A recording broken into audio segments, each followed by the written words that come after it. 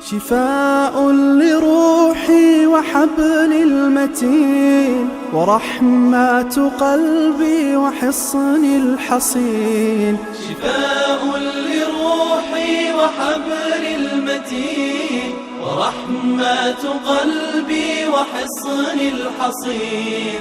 وأمن حياتي وخير الدليل إذا تهت يوما مع الحائرين. فقرآننا هدينا والحبور وبشر يسلي الفؤاد الحزين. وفي الليل عند احتلاك الظلام سيبزغ منه الضياء. أعوذ بالله من الشيطان الرجيم. بسم الله الرحمن الرحيم. الحمد لله والصلاة والسلام على رسول الله وعلى آله وصحبه ومن والاه. أما بعد. Qardaşlar, biz bugün dersimizdeki Sure Bakara'nınki 158. ayetiga keldik. Estaizu billah. İnnes safa vel marvete min şa'airillah. فمن حج البيت أو اعتمر فلا جناح عليه أن يطوف بهما ومن تطوع خيرا فإن الله شاكر عليم. Ayet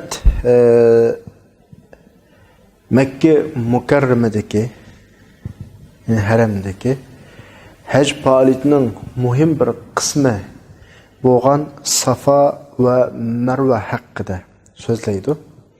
Oyatning hozirgi normal tarjimasida Safa Marva Allohning ibodat shuarlarining birisi. Allohga ibodat qilgan o'rinlarning birisi.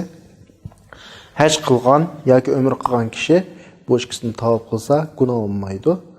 Qandoq kishi tatavvu nafli shaklda takror qilsa Allah ularning yaxshiligini yada qo'ymaydi. Allah hamma ishni bilib turuvchi degan shaklda kelgan oyat. Baştan kelsak, bu oyatni deganimizdek Safa va Marva ikki kishiga tog'. Hajga borgan Allah buni biladi, hammasi ko'raklik. Bormaganlarga nisbatan Allah subhanahu va taolo haj qilishga muyassar qilsin, yo'llarini osonlashtirsin. İnşallah hajga borgan vaqtda hamma odam ko'radi uni. Safa va Marvaning ikki tog'. Bu tog'ning hikoyasi aslında İbrahim aleyhissalatu vesselam Allah'ın buyruğu bilen ayali Hacer anımız ve küçük buvak oğlu İsmail aleyhisselam'ını şu Mekke'de hazırki Zemzem kuduğunun keşida, şuna yakın cayda kokuyup kesişke temşilidir. Hem de oylu baksanlar buludu. Bir kakas çöl.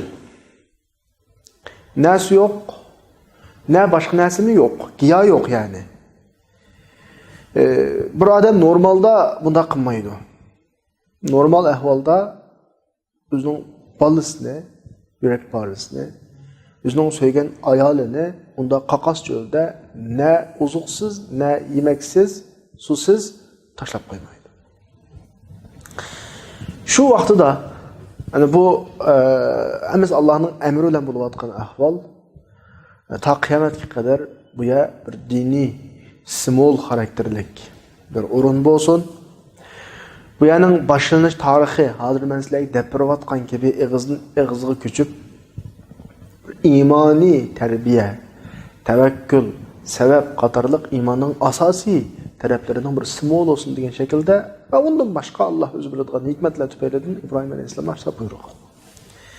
Şu vaxtda Hacer İbrahim Aleyhisselam'ın ayali manda bir gapni qilgan. Bu sual so'g'anda bu suali yani Hacer'nin ne kadar imani ishonchsiningki imani kuchining yuqorliligini ifodalaydi.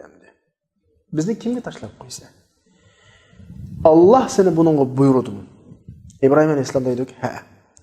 Hacer Aleyhisselam, İbrahim Aleyhisselam'ın ayali, ondaqda Allah subhanahu wa ta'ala bizni sayaqat. Mana ma'valaqe ma Hacer'deki tavukuladı imani küç bulup Allah'a tayiniş arqılı qağanın hammini yaqız taşladı. Allah'a tayandı, Allohga bo'lgan ishonch, iymoni uni boshqa narsadan behayrat qildi. Ne İbrahim alayhisolamning tashlab ketishi, ne uning qishida uzoq tulukning bo'lmasligi hammasi uning hech bir parvoyi bo'lmadi. Amaliyotda Hajar alayhisolamning bu gapni deyishiga sabab bo'lgan narsa qalbidagi Alloh subhanahu va taologa bo'lgan bir xil ishonch boshqa narsa emas. Mana bu voqelikdagi bu tunji savol javob bu imoniy zimindagi imoniy bir mulohiza. Tavakkul qilish masalasi. Shu vaqtda İbrahim alayhisolamning bir duosini Qur'on bizga hikoya qiladi. Sura İbrahimda 37-oyatda Rabbana inni askantu min zurriyyati biwadin ghayri zi zar'in inda baytikal muharram Rabbana liyuqimus salat. Ey Rabbimiz, men ballarimni giyohsiz bir vodida jilg'ida qo'ydim. Giyohsiz demak, oyatda giyohsiz deb tilqaladi. Giyohsiz demek susuz demek. Adatda su bo'ladigan giyoh bo'ladi, su bo'ladigan hayotlik bo'ladi, ammo su yo'q qolsa, ne giyoh, ne hayotlik qolmaydi. Ana shunday yerda anulan balini qo'yib qo'ydi. Bularning ahvoli nima bo'ladi?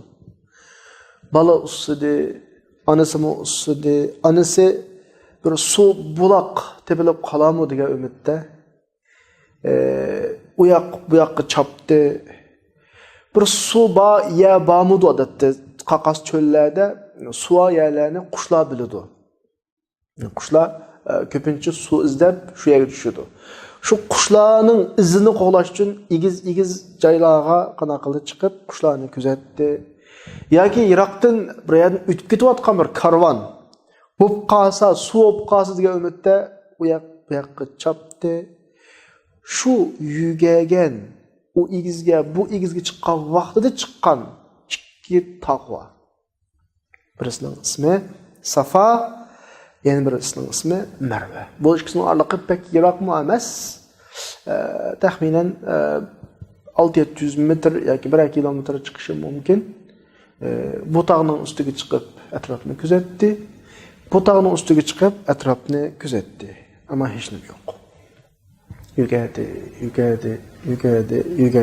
7 qatim yugadi.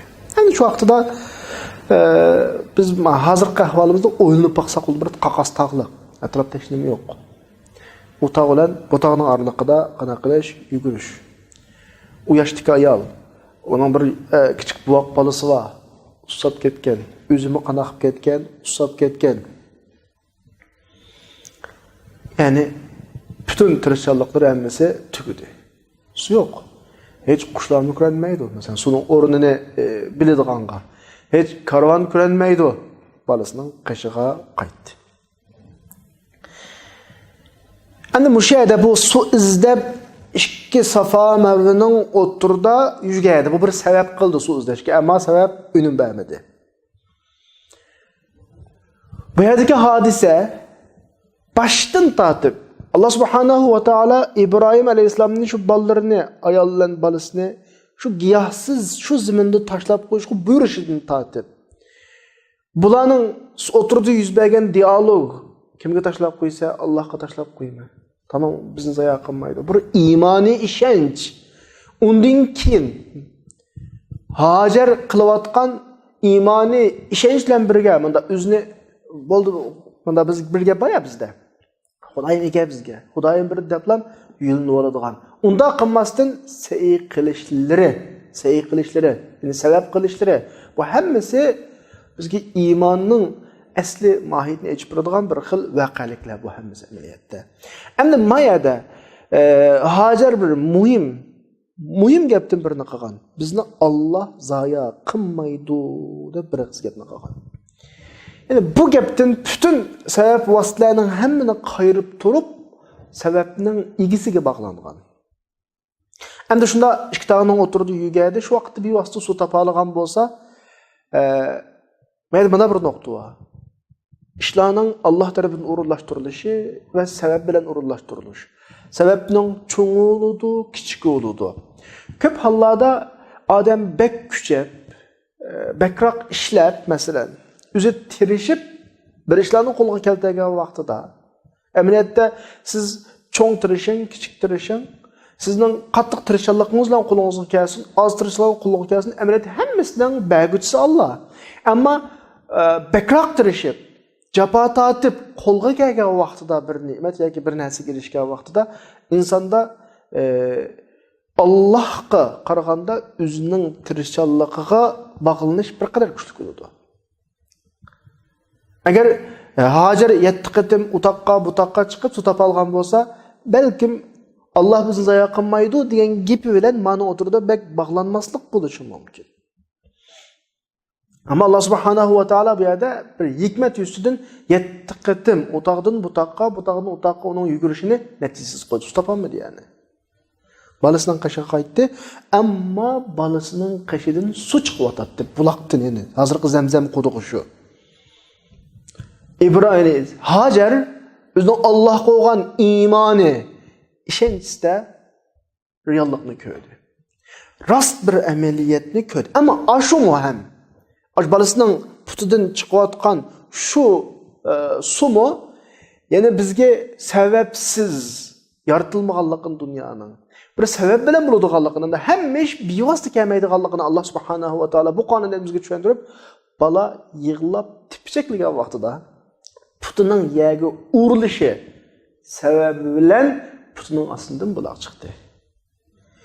Deyli, amaliyotda bu bir sabab emas. O kichik bola emas, cho'ng odam yerga obdan tepsimi suv chiqmaydi yer degandan.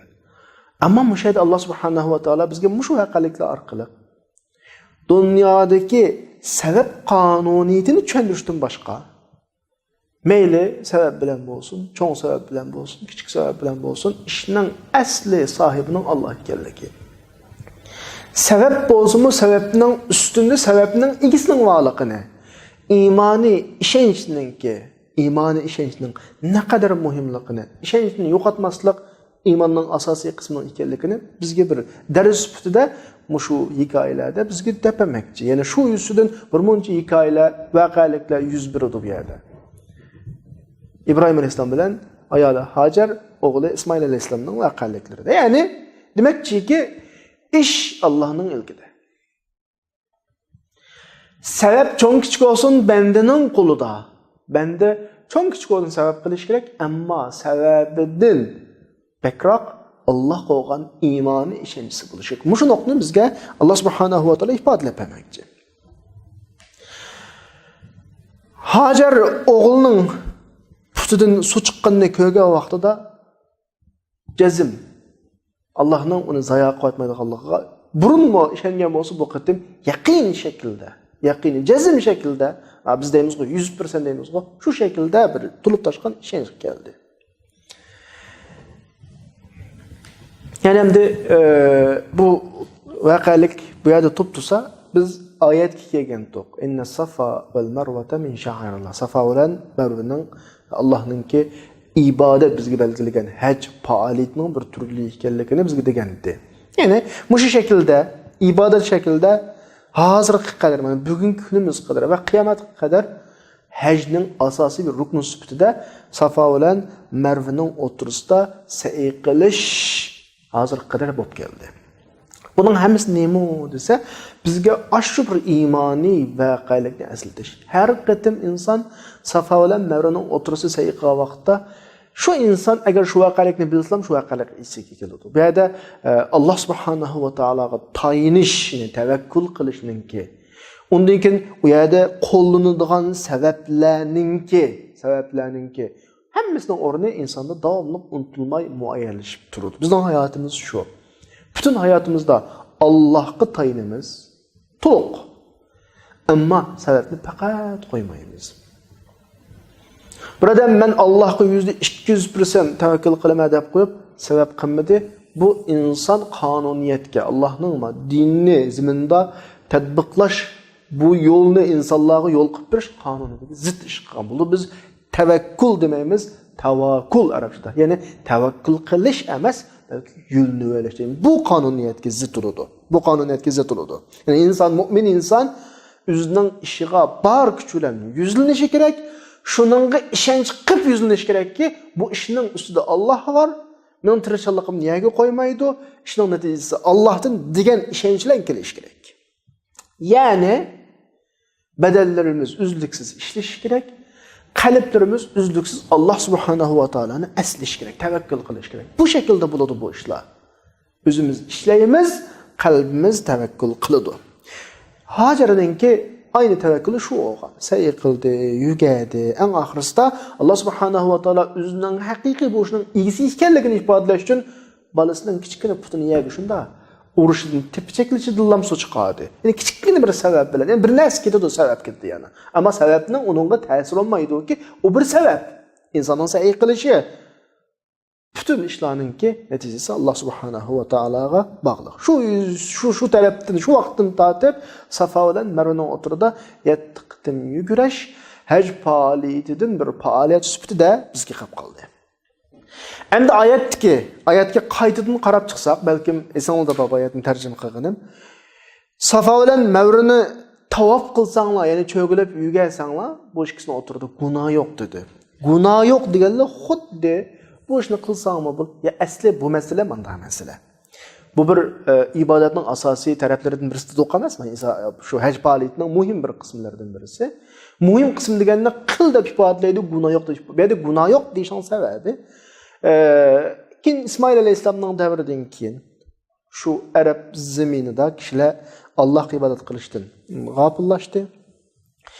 Butga ibodat qilish avj oldi arab yarim oralida. Ondan keyin bular Marva bilan Safaning ustiga ikki dona butni qo'ydi. Safaning ustiga Isafa ismli butni, Marvaning ustiga Nail ismli butni qo'yib, buning o'tirida yugurish butga qarab yugurdigan, Safa bilan Marvaning o'tirida emas, Abutning qishig'a, Mabutning qishig'a yuguradigan bo'ldi. Ya'ni bular asli tavhid ibodatini, Allohga qiladigan ibodatni butga yo'tkadi degan gap. Ama İslam kelib, Peygamber aleyhisselam avatilib, musulmonlar dastlab Kabe'ga qarab namoz o'qimadi. Buni hamma bilan bilamiz. Ilgari darslardan chiqqan bu. Chunki biz deb o'tdik, Kabe'lar butlar bilan to'shaq va undan boshqa kentlar bor har holda. Ammo musulmonlarning qalbidan ashu butlarga qarab namoz o'qiganda ko'p qolmasin degandek bir xil ifodani ap tashlab etish bo'lishi mumkin. Bir qism musulmonlar shu arada Kabe'ga haj qilmangdi. Bular Safa bilan Marvaning o'tirgan yugurish to'g'ri kelgan vaqtda bir xil yurki siqildi. Chunki bular ilgari jahiliyat davrida butlan ma'budni o'tirdi yugagan bo'lg'achqa, o'zi jahiliyat vaqtida, buddist vaqtida qilgan ishlar aslinib qoldi bu yerda. Ya'ni bir xil yurak siqilish oldi. Qani bo'lib ketadi. Degandan keyin Alloh subhanahu va taolo ya'ni muhim nuqtadan birisi bor. Bularni xotirjam qilib, masalaning asliga qarashning muhim ekanligini, muhimisining niyatingning muhim ekanligi, hozir ko'zingga ko'rinayotgan abudlan ma'bud emas, Safa bilan Marvaning nima ekanligiga qara. Sen qalbingda nimani o'ylab qilganligingga qara. Inna safa vel marvata min sha'airillah. Bu ikkisi butning emas, bu ikkisi aslida but deydigan narsa yo'q. Butning muqaddasligi yo'q. Muqaddas o'g'ini ma ishga o'rin, Safa va Marva. Haj yak umr qilgan vaqtda buni tavob qilinglar, hech gunoh bo'lmaydi degan gap yana. Bu tavob qilishinglar bu yerda bir ibodatning muhim qismi. Siz gunoh olib qolammi deb qo'rqmanglar, hech gunoh bo'lmaydi. Qisilmanglar bu ishda.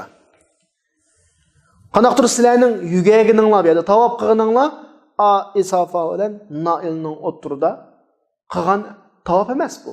Bu asli dinning, tavhid dinining shu oralari bo'lgan, ibodat shakli bo'lgan Safa bilan Marvaning o'tirida yugurish bu. Sizlar siqilmanglar buningdan da'vat edim.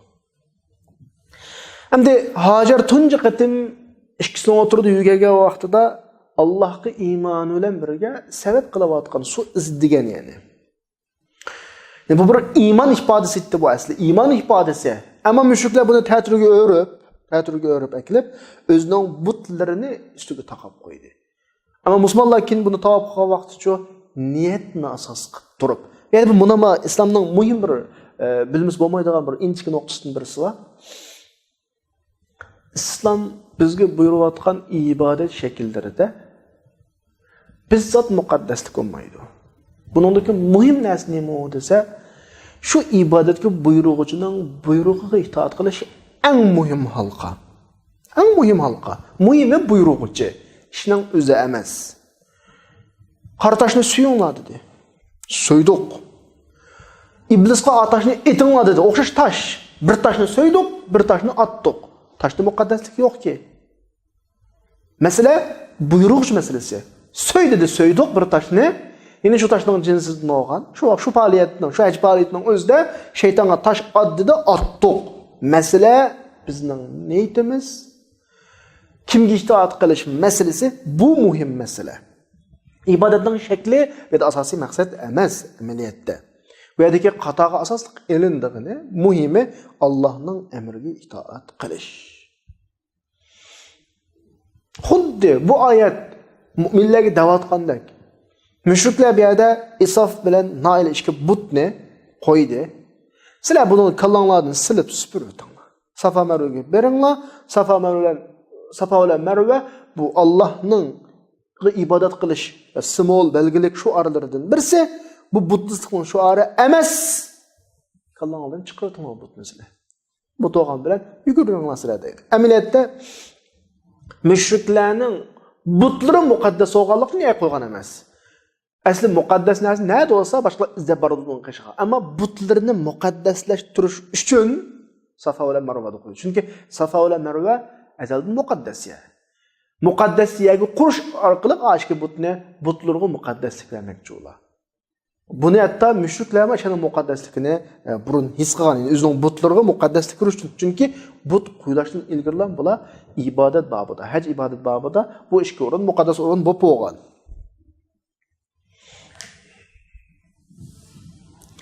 Allah subhanahu wa ta'ala mu'minlarga Safa va Marvaninki Allohga ibodat qilish o'rinlaridan ekanligi, hajning muhim faoliyatlaridan biri ekanligini deb qo'ygandan keyin bizga bu yerda bir narsani da'vat etdi shu oyat orqali. Ya'ni u yerda turib olgan o ishga bot hech o'rinning muqaddasligiga nima yetkazmaydi, ta'sir yetkazmaydi.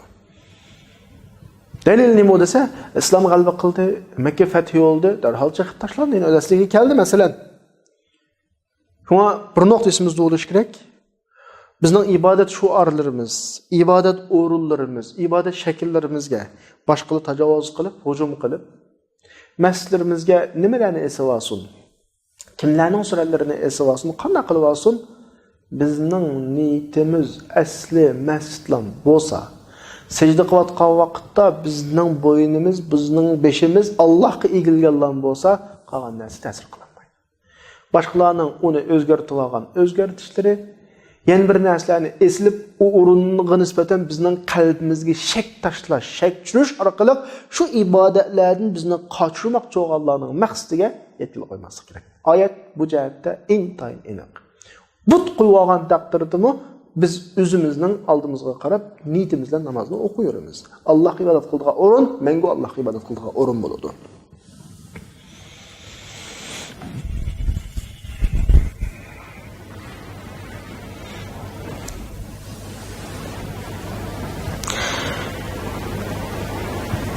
Endi mesele şu bu haqda Safa va Marva şu bir cho'ng hikoyaning simvoli, bizga nisbatan bir voqelikning simvoli, iymoniy ishonchninki va u ishonchninki ro'yobga chiqishining sabablarininki qanday bo'lganligininki simvoli, ya'ni Hajarninki ishga tağning o'tirdi sa'iy qilganlik, shuni asos qilib Alloh subhanahu va taolo keyin ma shaklda bizga ifodalab beryapti. Oyatning oxirida deyapti: "Faman hajjal bayta aw i'tamara." Qanday odam haj yoki umr qilgan vaqtida bu ishni tavob qilsa, nim bo'lmaydi, gunoh bo'lmaydi, uni siqilish olmasin. Siqilish olmasin. O butlar bo'lib qolarmi? Butlar bizning ko'zimizga ko'rinib turyapti mesela bunday qarab, lekinde biz burun butga qana qildik, ibodat qildik. Endi buning qashti uyga olsak, qanday bo'lib qolar? Bunda olmasin. degan shaklda oxirida askarchi. Demak, oxirida bir mush oyatning xulosasiga kelsak, Safa va Marvaning o'tirida sa'y qilish haj umrininki muhim ibodat qismlarining birisi. Andikin yine mush oyatdan undan boshqa oladigan bir mazmun hajninki farzlik tarafi bo'ladi, haj umrininki. naflilik taraf bo'ladi, farzlik shu birinchi qatimliq bilan ado bo'ladi. Undan keyin takror qilsak, bu vaqtda nima bo'ladi? Bizga nisbatan nafl bo'ladi. Biz Allah subhanahu va taala ustimizga vazifa qilib belgilagandan eshirib qilsak, bütün ibodatlar ashda. Allah belgilagan bir doira bo'ladi.